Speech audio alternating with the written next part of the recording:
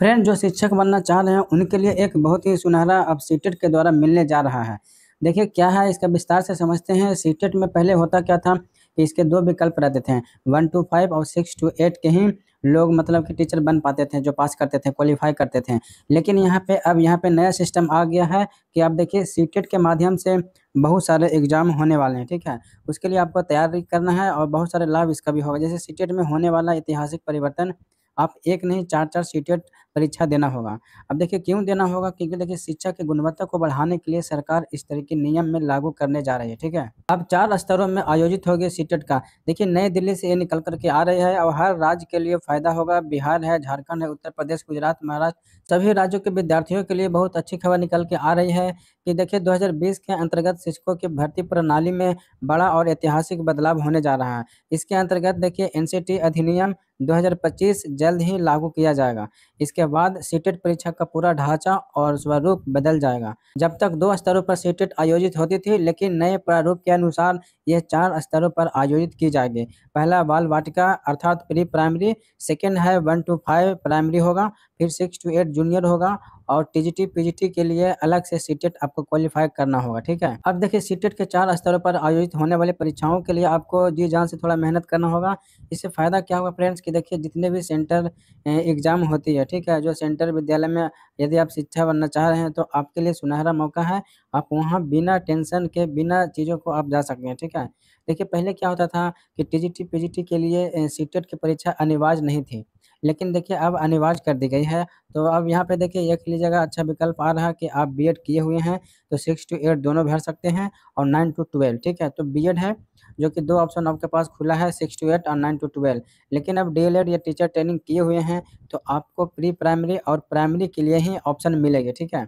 समय पर तैयारी की नई दिशा देने का यहाँ शिक्षक बनने का सपना अब पहले से कहीं अधिक संगठित और स्पष्ट हो गया है, उत्साहजनक हो गया। लेकिन बात क्या है फ्रेंड्स कि देखिए ये सब तो नियम आते हैं बन कर के ही, लेकिन देखिए विभिन्न राज्यों में शिक्षक पात्रता परीक्षा होती ही नहीं है और शिक्षक पात्रता परीक्षा जो एनसीटी की गाइडलाइन है उसके माध्यम से प्रत्येक राज्य अपने इच्छा अनुसार, अपने संस्कृति सभ्यता को देखते हुए, वहाँ के भौगोलिक स्तर को देखते हुए वो स्टेट जो है या फिर जैसे झारखंड टेट हो गया, बिहार रेट, ऐसे यूपी टेट हो गया, ऐसे ले सकता है, ठीक है? कोई तो इस तरह से बदलावों को आप भली-भाँति पहले जाँच लीजिए, परख लीजिए और अपने मंजिल प्राप्त करने के लिए तैयारी में लग जाइए। यह बदलाव देखिए बीएड धारकों के लिए सुनहरा अवसर लेकर के आया है, ठीक है? देखिए एनसीटी अधिनियम 2025 के लागू होते ही 1 वर्षीय, 2 वर्षीय बीएड पाठ्यक्रम दोनों ही सभी 4 स्तरों की शिक्षा भर्तियों के लिए मान्य होंगे। देखिए जो लोग बोलते थे फ्रेंड्स कि 1 वर्षीय, 2 वर्षीय बीएड खत्म हो जाएगी, उनके लिए एक सबसे अच्छा मौका है, 4 स्तरों के शिक्षक भर्ती के लिए भी मान्य हो जाएगी, ठीक है? यहाँ तक कि देखिए प्राइमरी स्तर पर बीएड मान्य हो जाएगा, जो पहले केवल डीएलएड और डिप्लोमा धारकों के लिए आरक्षित था। इसके साथ नया पाठ्यक्रम, नया परीक्षा और प्रारूप, नई मूल्यांकन प्रणाली पर तेजी से काम चल रही है। इन्हीं बदलावों के चलते सीटेट जुलाई 2025 में परीक्षा का फॉर्म जारी नहीं किया गया, ठीक है? सीबीएसई और एनसीटीई मिलाकर के जारी नहीं किया गया है। अब देखिए परीक्षा में ऐसी समग्र और सशक्त शिक्षक चयन प्रणाली, नई प्रणाली और बदले हुए प्रारूप के तैयार कर रहे हैं, जो आने वाले समय में शिक्षक के अंतर्गत आयोजित की जाएगी। देखिए गुणवत्ता भविष्य की दिशा तय करी गई है। यहाँ पे मैं बता दूँ फ्रेंड्स कि सबसे इम्पोर्टेंट है कि 1 वर्षीय बीएड, ठीक है? या फिर 2 वर्षीय बीएड किए हैं तो आपको जो है 1 टू 5 प्राइमरी, ठीक है? और जूनियर और टीजीटी, पीजीटी सभी के लिए मान्य होगा, ठीक है? इसीलिए आपके बेटर है कि आप बीएड कीजिए। और देखिए डीएलएड डिप्लोमा धारक जो हैं उनके लिए थोड़ा-सा दिक्कत का सामना यहाँ पे करने को देखने को मिल जाएगा। फ्रेंड्स मैं यहाँ पे बता दूँ 2 वर्षीय, 4 वर्षीय जो पहले ऑप्शन निकल के आ रही थी, बहुत सारे अफवाह उड़ाए थे कि बीएड का मांग केवल 4 वर्षीय रहेगा, उसी का वैलिड माना जाएगा। लेकिन सरकार ने प्राइमरी ये सब तीनों ऑप्शन आप लोग को खोल दिया गया है, तो इसलिए हमेशा बीएड करने की कोशिश कीजिएगा और बीएड ही आपका बेस्ट ऑप्शन रहेगा, ठीक है? तो इस तरह से हमने पूरे विस्तार में बताए हैं। अब देखिए समय-समय पर हर राज्य, स्टेट अपने-अपने स्तर से टेस्ट लेते हैं, ठीक है? जैसे बिहार स्टेट हो गया, झारखंड टेट हो गया।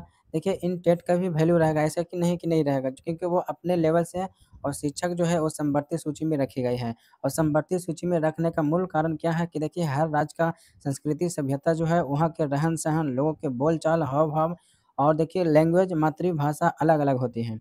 तो देखिए फ्रेंड्स यहाँ पे यदि दोनों का समाप्त कर दें, केवल एक ही सेंटर का मान्य रहेगा तो बहुत सारे कठिनाइयाँ उत्पन्न हो जाएगी, बहुत सारे विरोधाभास होगी। इसीलिए राज्य सरकार को यह अधिकार दिया गया है कि आप अपने इच्छा अनुसार टेस्ट ले सकते हैं और शिक्षक की बहाली कर सकते हैं। देखिए झारखंड में लगभग 10 सालों से यहाँ पे जेटेट की परीक्षा नहीं हुई है। यहाँ पे देखिए बिहार में वही 2-3 बार स्टेट का एग्ज़ाम हो चुका है और लगभग 3 लाख शिक्षकों की बहाली भी हुई है। अभी देखिए फिलहाल उत्तर प्रदेश में भी आया हुआ है, पश्चिम बंगाल में भी शिक्षक की बहाली आई हुई है टीजीटी, पीजीटी का, और राजस्थान में तो देखिए यदि आप नौकरी लेना चाहते हैं तो किसी भी राज्य में जा कर के ले सकते हैं, ये संविधान आपको देता है छूट, ठीक है? कहीं पे रोक-टोक नहीं है, लेकिन आपको वहाँ के रूल और रेगुलेशन को पालन करना होगा, फॉलो करना होगा, तभी वहाँ के आप शिक्षक बन सकते हैं। यदि अगर आप दूसरे स्टेट से हैं, तो आपको जनरल से लगभग 10% आपको छूट है, ठीक है? फॉर्म भरने का। तो उम्मीद करता हूँ फ्रेंड्स ये वीडियो आपको काफ़ी इन्फॉर्मेटिव लगा होगा। वीडियो पसंद आया है तो वीडियो को लाइक कीजिएगा, चैनल पे पहली बार आए होंगे तो चैनल को भी सब्सक्राइब कर लीजिएगा, ठीक है? और दोस्तों के साथ भी शेयर कर लीजिएगा। जो भी 2025 में बीएड कर रहे हैं, उन सभी लोगों को, अभ्यर्थियों को जानना बहुत ही ज़रूरी है, ठीक है? वीडियो देखने के लिए आप सभी को बहुत-बहुत धन्यवाद।